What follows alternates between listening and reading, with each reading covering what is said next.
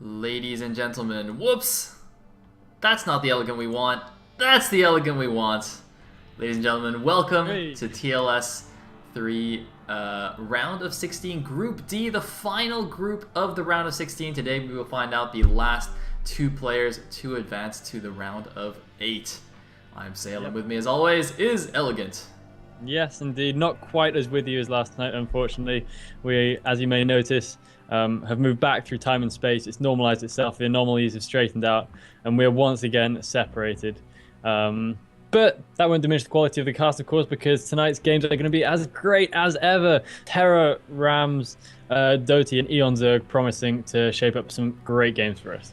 Yeah, I mean, this is pretty much the group of death here. Some of the strongest foreigner players overall, definitely some of the strongest non-Zergs. And I believe the last true Protoss standing in the TLS, not including our race pickers. You know, I was thinking about this actually though, and I feel like maybe we should count Dragon sort of as a Protoss because he does play Protoss in 2 out of the 3 matchups. He just doesn't want to play PvP. So that's like semi-legit. He's like mostly Protoss. But Doty is the only real manly Protoss left. He's really where it's at. And hopefully he's going to represent well tonight. Of course, we're going to be seeing, interestingly enough, the first game going to be played on Polaris Rhapsody. And this is a map we've seen people behaving a little bit strangely on so far throughout this tournament. People really seeming to favor Protoss, especially versus Zerg on this one. So, you know, Doty, he's true Protoss, right to his core. So hopefully he's going to be able to take advantage of that. Yeah, it's going to be interesting. I mean, it's funny you say that. So we've had 2 players in 2 groups so far pick completely unexpected races on the Polaris Rhapsody. Do you think there's any chance of that happening here? I mean, Rams is already a race picker, so I mean, is he gonna go Zerg or something? That would be hilarious if we see it again. Because of course, remember, the 2 times it happened, we've only got a 50% success rate out of those 2, so it's not a free win by any means. But yeah, could work for Rams as a natural race picker. So I wouldn't be 100% surprised to see that happening. But you know, Rams could just go for the full bear wrestling Russian approach and just, you know, man up basically. No easy race in Brood War. Nice. Okay, but our first match though is going to be TerrOr versus eOnzErG. Rams will have to wait until after this game. And yeah, so it's going to be a TBZ. Pretty sure there won't be any race picking shenanigans. It's interesting. So eOnzErG, I constantly rate as, you know, one of maybe the top 3 Zergs behind Seiki. Like him, Technics, and True Touch basically I would say are kind of up there. But he had the misfortune last season of facing Seiki in the round of 8, I believe. I think so. I can double check this. Really remember, you don't have to double check. You're usually right. That's all right. Hold no on. second guessing. I'm second guessing myself. Oh, I'm right again. Right again. It was. He got 3-0'd by Zeki in the quarterfinals last season. So wasn't quite able to make it far. I was quite surprised by that result. I thought he'd at least be able to take a game. And in fact, did he play against Seiki in Season 1 as well? What happened to eOnzErG in Season 1? It's possible. Yes! He got knocked out by Seiki in Season 1 as well. Man, I'm so good at this. You are like a trivia machine. Yeah, okay, so in Season 1, he met Seiki in the semifinals and got 3-1. And then last season, he met him in the quarterfinals and got 3-0'd. And the funny thing is, whoever gets second place in today's group faces Seiki in the round of 8. So if eOnzErG gets second, he's gonna hit Seiki again. Man, eOnzErG, if you're watching, I promise we don't have anything against you. It's the luck of the draw. Random seeding. Seriously. Yeah. But of course, if he gets first, then he'll get placed on the completely other side of the bracket, where I believe first place will face True Touch. So yeah, that's still not great matchup, but anything's better than Zeki. So yeah, this is a battle for first place. I can tell you that much. Indeed, it is.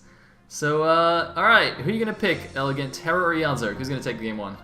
I'm gonna see eOnzErG. Definitely gonna. You go with eOnzErG? I'll get TerrOr then. All right, here we go. Game number 1. Let's do it.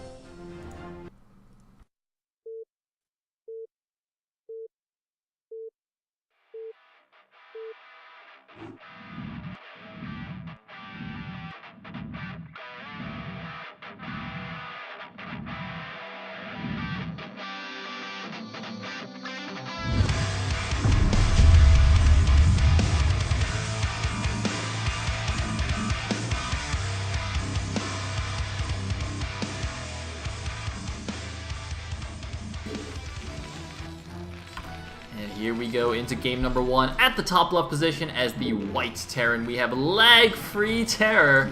Yeah. And at the bottom right as the yellow Zerg, we have IFU eOnzErG. You know, lag-free, of course, is the team that Julia recommended his opponents join yesterday. Yeah, he was recommending that like crazy. He must be big mates with all the Peruvians, doesn't he? He must be really good friends. What I like about Lag Free as kind of a team that's formed for the Swedish league is that it seems to be kind of spreading into being a stable team. These guys are wearing the tag for different events. We've seen the tag a couple of times so far now in TLS as well, which is kind of cool. It's not just like a one-off team, but there's a possibility that those guys are really going to stick together as a clan, which I really like. And I really like that a team league can create that sort of thing. I think it's really cool. Yeah, I mean, it's kind of similar to how the Polish guys, hold on, we're going to have some BBS action maybe? No, it's just a wall with a scout. Ha! Ha! I was fooled. Okay, so anyway, back to the original topic. Yeah, it reminds me a lot of Net Wars, the Net Wars team for Gambit's Cup Season 3, where all the Polish guys kind of banded together and made a really strong team, actually, ridiculously strong team. Yeah. And so the Peruvian guys are kind of doing it here, and you know, I wouldn't say they're quite as strong as Net Wars was, but they definitely have some solid players. I think TerrOr definitely leading the charge. He's actually a really cool guy. He, you know, not only is he a top-notch player, but you know, organizing the team and really participating in the community. I think he actually got first place in Liquid Bets in SC2. Really? It's crazy. I couldn't believe it when I saw it. Yeah, he's really active on Liquid Bets. He's like, he's definitely in the top 10 in the Brood War Liquid Bets, I think, as well. Wasn't he streaming recently? I think I saw. Yeah, and he was streaming with his camera. With his recently. webcam. Yes. Yeah, it really seems like a nice guy. I like him. So basically, he's like the Brood War Renaissance man, I think. Yeah, I think so. And a great player as well. But you say leading the charge, but they've now got Castro signed up as well. So you know. Yes, hold Castro your horses. recently started posting again. That was amazing. Yeah, coming back for the tournaments. I like to hear that. But he's Zerg though. Yeah, Why can't we get, you know, like Protoss peeps coming back? Exactly. Well, we kind of get them coming back, like G5, but then they kind of seem a bit half-hearted with it. So I don't know. Didn't Dreven play some show matches recently? I'm pretty sure he did. I feel like he did. We need to get him to play. I'm pretty sure Dreven played some games recently. Well, whoever's got his phone number or home address, you know, go and badger him, because the more Dreven, the better. Looks like Terror gonna lose his scouting SCV. Are we gonna see a snipe on the drone? No, it's only got 1 hit point left. That's a little bit surprising to see the drone not snipe that off, but I don't think it's gonna get home. That scouting SCV getting taken down really early. No link speed or anything like that. He's seen the gas go down, but it's not like anything crazy that he's witnessed in there, so that's gonna be sent home. I mean, this is almost certainly just a 2H Muta opening. I think I was even talking yesterday about how eOnzErG loves to do the aggressive 2H Muta. Sometimes with a fast third, sometimes just turning it into an all-in. Either way, it's really effective, and he pulls it off amazingly.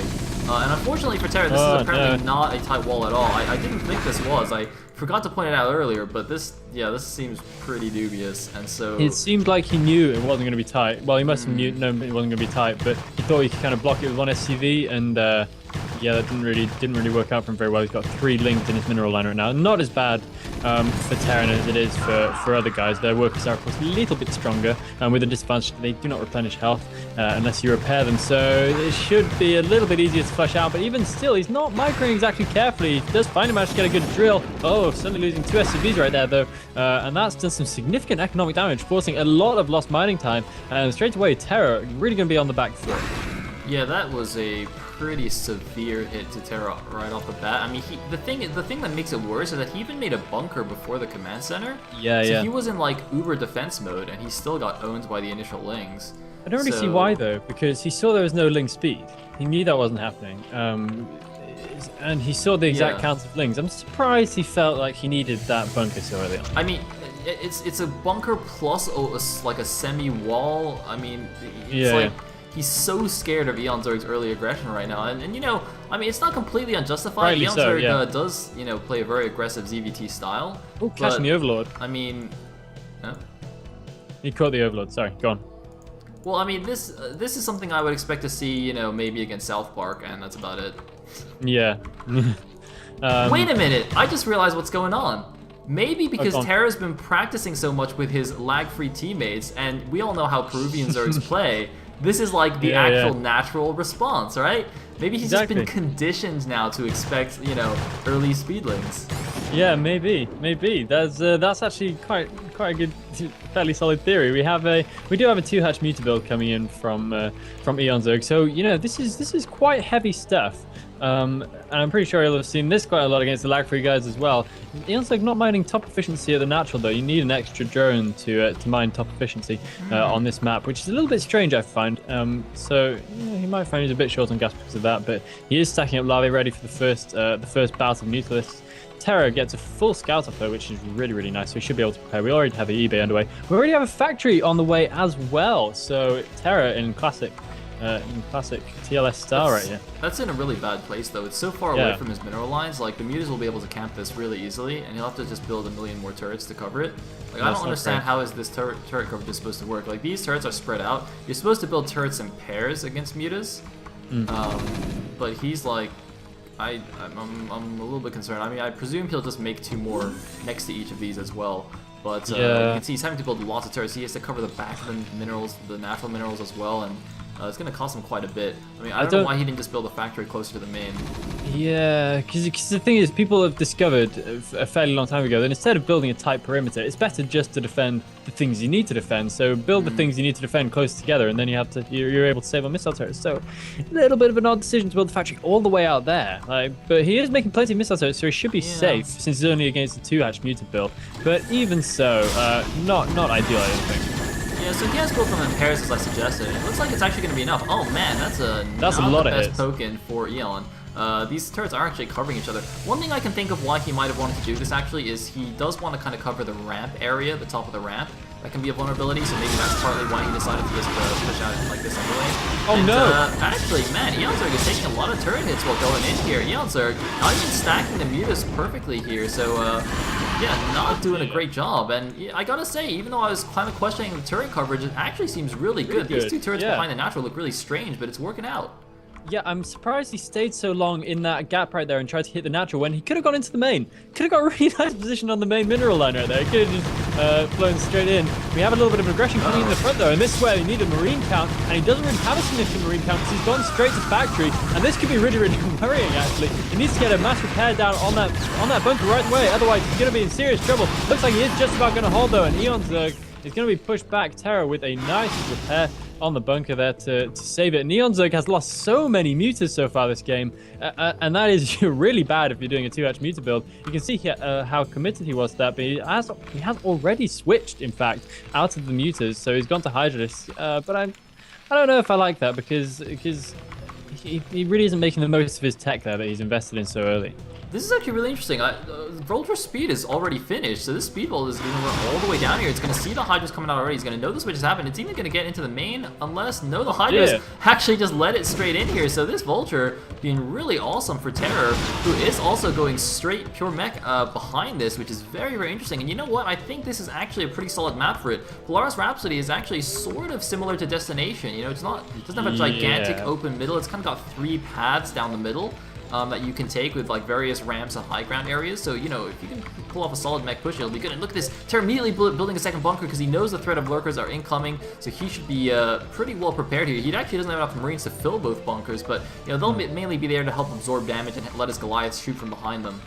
I don't like that once TerrOr had scouted that, he was making extra missile turrets still. Look at that, he's got so many missile turrets now, which are just kind of superfluous. I don't think he needs those at all, but he didn't cancel the ones that were building upon seeing the lurker tech, so I'm not quite sure why he's made that decision there, because he saw the switch away from Muta, so he must have known that his opponent wasn't really committed to it anymore, so it's a little bit strange. But it looks like we are maybe going to see a little bit of aggression coming here from eOnzErG. Is he going to try and go for a bust? I think he is. This is quite worrying. We don't have scanning yet, of course, either, so there's a heavy reliance on missile turrets right here for detection. Those bunkers he really cannot get into repair there, but the SUVs would just get demolished.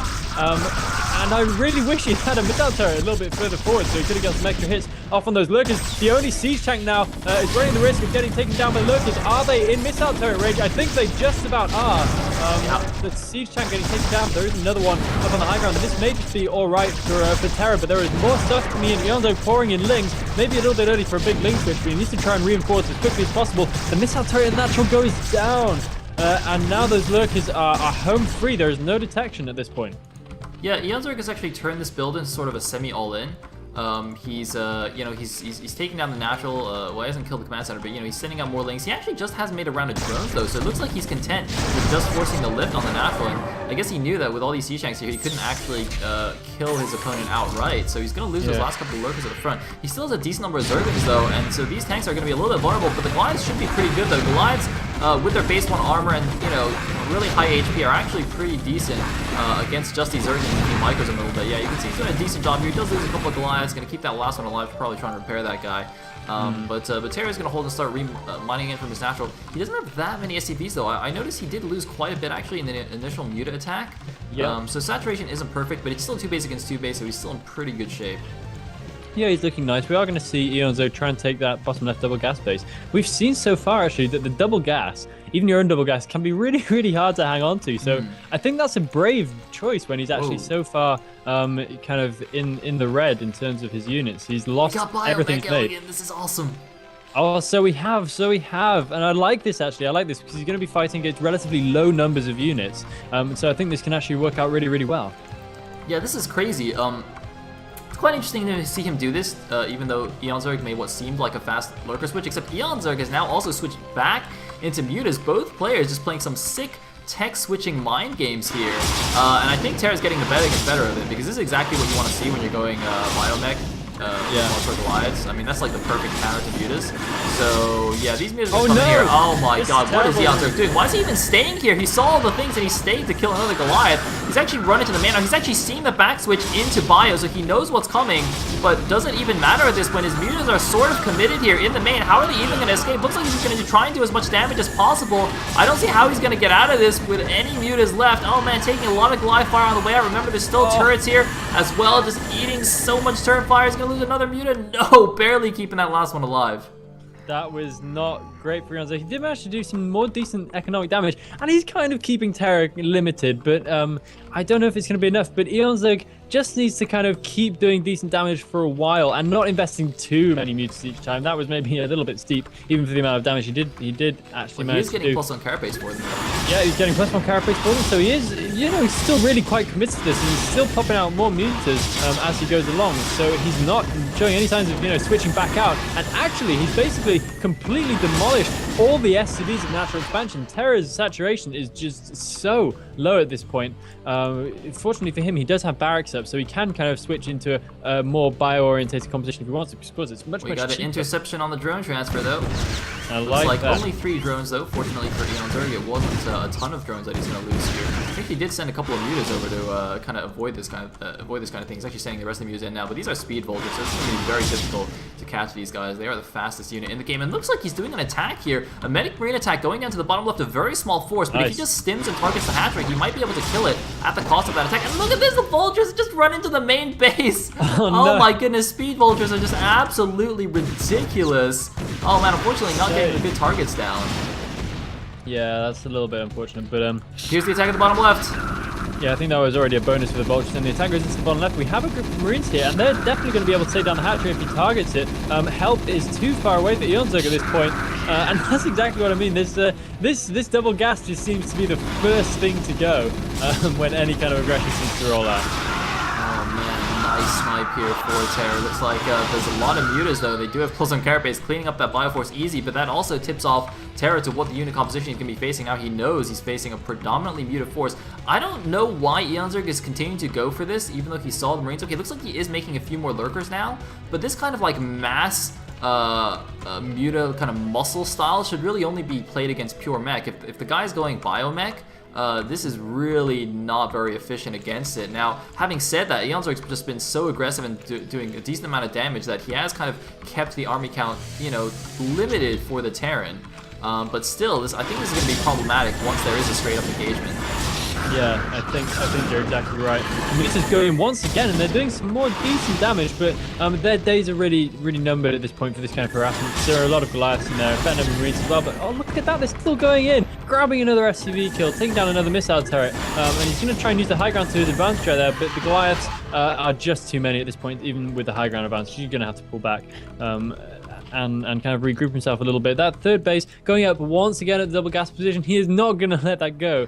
But if he's going to do that, I strongly recommend some slightly better overlord coverage so he can see if any small task forces are heading out in that direction. And now it looks like TerrOr is ready to move out with quite a formidable army.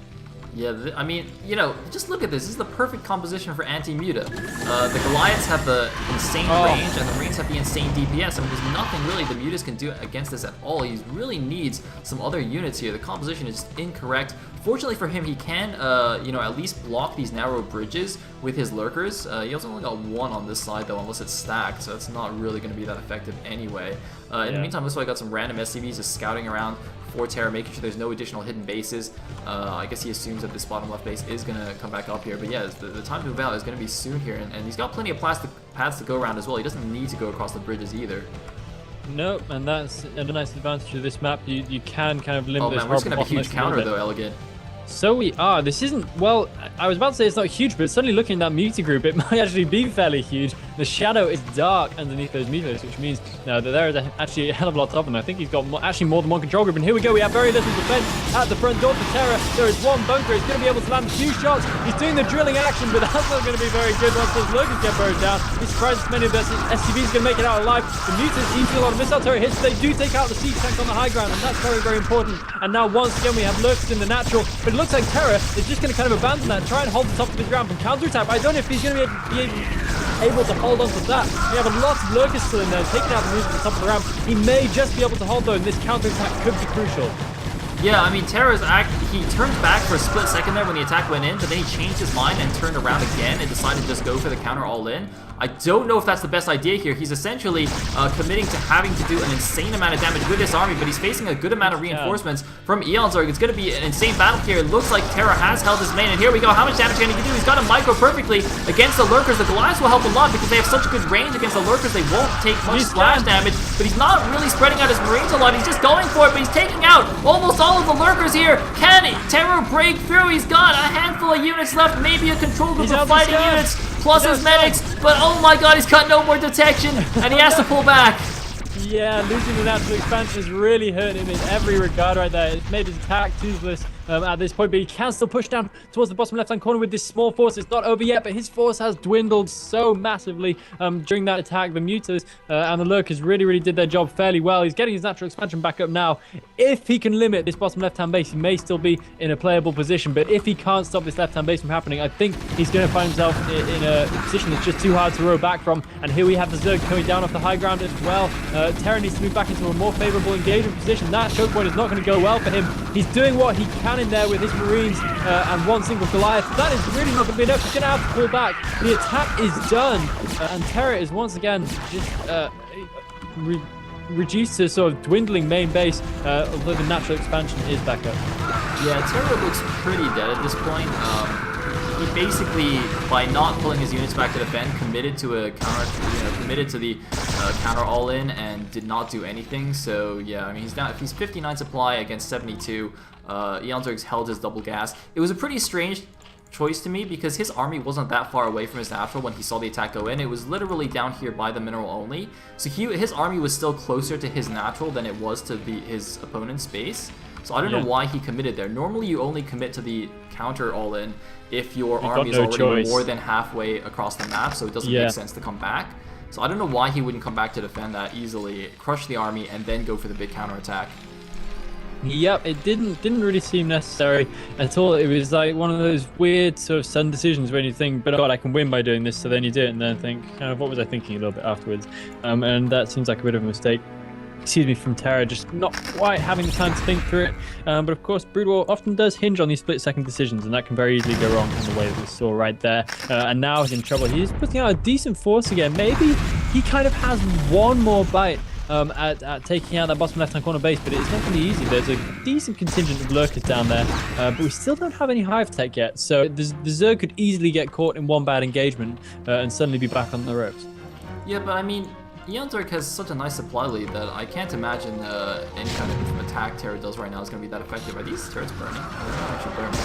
But it looks like a couple of lurkers going to get pushed back here at the front of Terra's base. Meanwhile, there's more lurkers all over the place. Where are these lurkers on the left side going? Also, they're just going to defend this bottom left expansion. But this is quite problematic because, you know, even though the hive is delayed, he's still getting it, and he's going to have it on 4 gas. So it's going to be really hard now for Terror to push out here. He doesn't really have enough stuff to move out to kind of pressure before the Defilers get out, so I don't know what he's going to do. That 4 gas is horrible. He's managed to hold on to the 2 gas base to his credit, and it's going to really come to bear because as soon as that hive tech comes out, he's going to be able to afford all kinds of really horrible stuff, which requires a gas heavy economy. So he's going to be glad of that, and Terra needs to make something happen really quickly before it just becomes too difficult, and he ends up in a swarming and natural situation. Bit of lurker running forward right there, met by the full force of the Terran army, and now Terra going for a 3rd base, which I suppose is all he can do at this point. He hasn't really got any significant aggression left in him at this point in time. He just has to try somehow to get a decent economy up and running and find a good defensive position. Yeah, definitely. And meanwhile, looks like a bunch of links flooding out here. Terra trying to do what he can with these mines, but Leon's actually being pretty careful about running links in first. But here we go. We're going to have a big attack on this mineral only. There's 1 siege tank in position. Some marines kind of on the ramp here. Oh my god, that mine could be dragged into the tank. It is, but the tank barely survives anyway. Nice focus fire on that leading lurker, but the siege tank does fall anyway. Terra now having to micro against this lurker link force with a very small number of marines, but oh man, perfect skewer. But here come the reinforcements. Is it going to be enough? He's got to micro well. He's got to keep the scans up, and it looks like he might hold here. No! Reinforcing links come in, and he has to pull back a little bit, at least out of lurker range, but out of lurker range, he might be able to do it against these links. He's got so many medics blocking the Zerglings from getting a service area, but the medics have actually abandoned their fellow marines, but some vultures are going to clean this up, so only the lurkers remain. Yeah, and these Goliaths might... Oh no, one of the Goliaths is on 1 hit point, another one of them is full health, but even still, I don't think that's going to be good enough. But yeah, just about going to be able to tidy up these lurkers. But even still, he lost his entire marine force. That was an engagement that started badly and just got worse. He does have some mines down now, and of course Lurker's not great against mines as they move forward, but this is a lot of Lurker link coming through the middle of the map right now. How is Terra going to hold on against this? He needs to hold the bridge, otherwise he just simply doesn't have a good engagement position. He's going to get badly surrounded in his natural. He has marines and vultures only. He needs some heavy damage against these Lurkers, but oh, that's a nasty skewer. All these marines are going to be going down without contest. He has lurks in his natural, he has links in his natural. Where is the hive tech? I wouldn't be surprised to see a Defiler following suit fairly soon. And we do in fact have the Defiler man already up, consume happening. And the Zerg is just so deep into any territory at this point, and it bodes incredibly ill for Terra, who was doing well earlier in the game, but has just really left it slip. Oh no! Oh no! Man, this GG from Terror. I gotta say, that was quite an unfortunate game for Terror. He was in a fantastic position after killing all those mutas.